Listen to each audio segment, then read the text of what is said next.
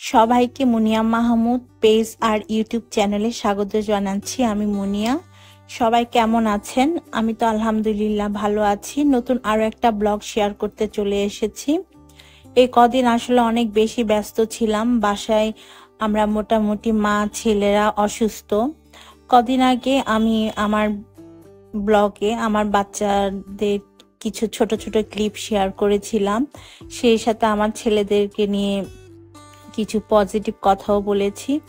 জানি না কি কারণে কি হলো, ওদিনই আমার ছেলে দুইটা অসুস্থ হয়ে যায়। বড়টার অ্যাসমা শ্বাসকষ্ট দেখা দেয়, আর ছোটটা হঠাৎ করেই সুস্থ বাচ্চা ফুড পয়জনিং হয়, তারপর ওকে সেন্সলেস হয়ে যায়।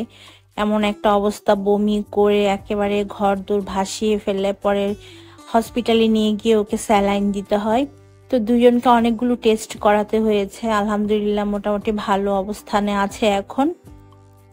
এদিকে আমিও কাল থেকে অসুস্থ হয়ে গিয়েছি, জ্বর কাশি ঠান্ডা লেগেছে।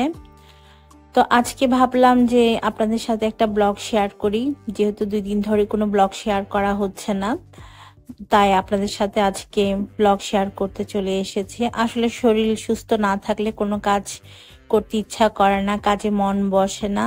তাছাড়া বাচ্চারাও অসুস্থ থাকলে তো মাদের কোনো কিছুই ভালো লাগে না, সব কিছুতেই দেখবেন যে একটা অস্থিরতা কাজ করে। আমার ছেলেরা যখন অসুস্থ হয় আমি তখন খুব আপসেট হয়ে পড়ি, আমার খুব কষ্ট হয় ওদের কষ্টটা দেখে, নিজেকে আমি সামলাতে পারি না।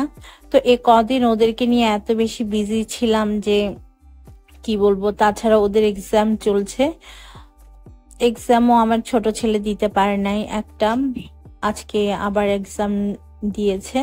তো সবকিছু মিলিয়ে আসলে সময়টা খুব বাজে কেটেছে।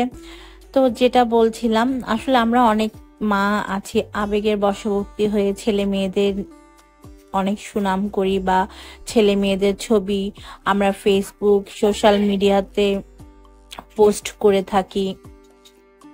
তো আসলে সোশ্যাল মিডিয়াতে বাচ্চাদের ছবি পোস্ট না করাই ভালো। আমি অনেকবার দেখেছি, অনেকবারই আমার এমন ঘটনা ঘটেছে, যখনই আমি ফেসবুক বা অন্যান্য সোশ্যাল মিডিয়াগুলোতে বা ভিডিওতে আমার ছেলেদেরকে আনি, তখনই দেখা যায় ওরা অসুস্থ হয়ে যায়, কোনো কারণ ছাড়া সাথে সাথে অসুস্থ হয়ে যায়।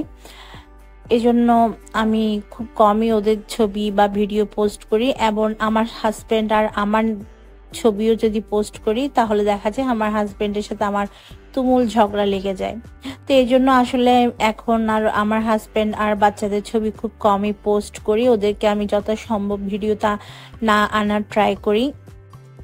আমার কথা হচ্ছে ওরা সুস্থ থাকুক, আমারকে কিছু লাগবে না, আমার বাচ্চা আমার হাজবেন্ড সুস্থ থাকলেই হবে। যাই হোক, আমি সবাইকে বলবো যারা বাচ্চাদের ছবি পোস্ট করেন তারা অবশ্যই মাশাআল্লাহ বলে নিবেন দেখার পর, কারণ কার নজর কখন লেগে যায় কেউ বলতে পারে না। নজর জিনিসটা কিন্তু অনেক খারাপ, বদনজর যেটাকে বলে, একদম মানুষের মৃত্যু পর্যন্ত এনে দেয়। তাই বদনজর থেকে বাঁচার জন্য মাশাআল্লাহ বলবেন। ছবি যদি পোস্ট করেনও, বা সবচেয়ে ভালো হয় খুব কম ছবি যদি পোস্ট করা হয়। আমি আমার জীবনের অভিজ্ঞতা থেকে জিনিসটা আপনাদের সাথে আজকে শেয়ার করলাম। তো যাই হোক, বাচ্চারা যেহেতু অসুস্থ, ওরা পিৎজা খেতে চেয়েছে, তো আমি এদিক থেকে ওদের জন্য পিৎজা তৈরি করছিলাম। আজকে আমি ওদেরকে যে পিৎজাটা তৈরি করে দিচ্ছি সেটা হচ্ছে পেপারনি চিজ পিৎজা। এটা আমার বাচ্চারা অনেক পছন্দ করে। তো চিজ পিৎজা তৈরির জন্য আমি মোটামুটি পিৎজাটাকে এখন টপিং করছি, সবকিছু রেডি করে। পিৎজা বানানো কিন্তু অনেক ইজি, একদিন আমি আপনাদের সাথে ডিটেল ভিডিও শেয়ার করব, আমার ব্লগ চ্যানেলেও করব, আমার রান্নার চ্যানেলের কুক উইথ মুনিয়াতেও শেয়ার করব, আপনারা চাইলে দেখে নিতে পারেন পিৎজার রেসিপিটা, আর বাসায় বানিয়ে নিতে পারবেন একদম দোকানের মতো স্বাদের পেপারনি চিজ পিৎজা। তো এগুলো হচ্ছে চিকেন পেপারনি, এগুলো আমি সুপার শপ থেকে কিনেছি। এগুলোর দাম হচ্ছে এক প্যাকেট 230 টাকা বা 260 টাকার মতো। অনেক ধরনের আছে, আমার বাচ্চারা এই পেপারনি চিকেন পিৎজাটাই পছন্দ করে বিফ থেকে, তাই আমি এটাই আনি। আর এটা খেতেও অনেক বেশি মজার। এটা বেঙ্গল মিটের। তো আপনারা চাইলে বাসায় পেপারনি দিয়ে অনেক ধরনের আইটেম করতে পারেন যেগুলো বাচ্চারা খেতে পছন্দ করে। আমি সাধারণত দেখা যায় স্যান্ডউইচ করে দিই কিংবা পিৎজা বানিয়ে থাকি বা ওদেরকে এমনিই ভেজে দেই। তো এদিক থেকে আমি পিৎজা তৈরির জন্য সব টপিং দিয়ে উপর থেকে চিলি ফ্লেক্স আর অরিগানো দিয়ে দিয়েছি আর মোজারেলা চিজ দিয়ে দিয়েছি।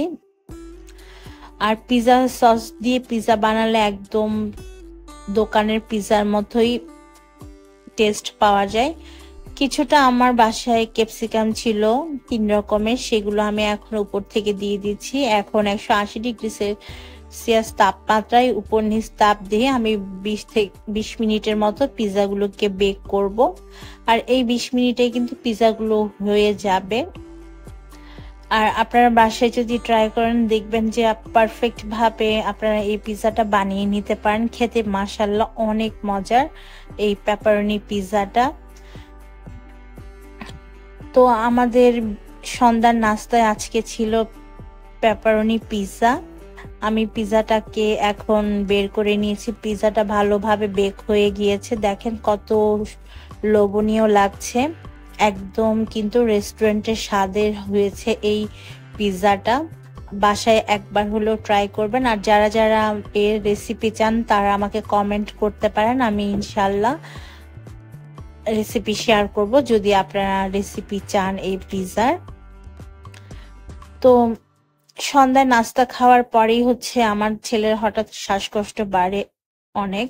তারপর ওকে নিয়ে আমরা হসপিটালে যাচ্ছিলাম ডাক্তার দেখানোর জন্য। তো এত মন খারাপ হচ্ছিল আমার তখন যে কি বলবো আপনাদেরকে, কেন বারবারই মন বলছিল কেন যে ছবি দিলাম বা ভিডিও দিলাম, ওদের না দিলেই ভালো হতো। তো আমি আমার বাচ্চারা সহ আমার হাজবেন্ড হসপিটালে যাচ্ছিলাম বড় ছেলেটাকে ডাক্তার দেখানোর জন্য। ডাক্তার দেখানোর পর হচ্ছে ডাক্তার বলেছে যে ওর অ্যাজমা আছে এবং এটা খুব বেড়ে গিয়েছে, সেই সাথে শ্বাসকষ্ট বেড়ে গিয়েছে। তো এজন্য হচ্ছে ওকে নেবুলাইজ করতে হবে আর ইনহেলার ইউজ করতে হবে। এই যে দেখেন হসপিটালের উপর থেকে এটা আমি ভিডিও শুট করেছি। অনেক উঁচা, যেহেতু হসপিটালটা 10 তলার, উপর থেকে দেখতে অনেক সুন্দর লাগছিল, ভাবলাম যে একটু শুট করে নি।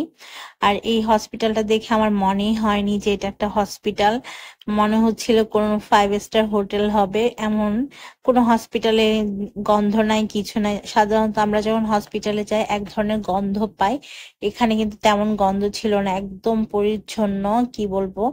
তো যাই হোক, আমরা ডাক্তার দেখানোর পর আমার ছেলেকে এখানে নেবুলাইজ করতে চলে এসেছি। আর এই জিনিসটা দেখে আমার খুব খারাপ লাগছিল। বাচ্চাদের কিছু হলে মারা আসলে সহ্য করতে পারে না। আল্লাহ সবার বাচ্চাকে সুস্থ রাখুক, এটাই সবসময় আমি দোয়া করি, মাদের কষ্টটা যেন না হয়।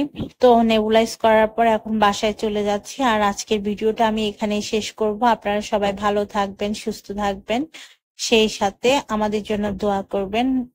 আল্লাহ হাফেজ।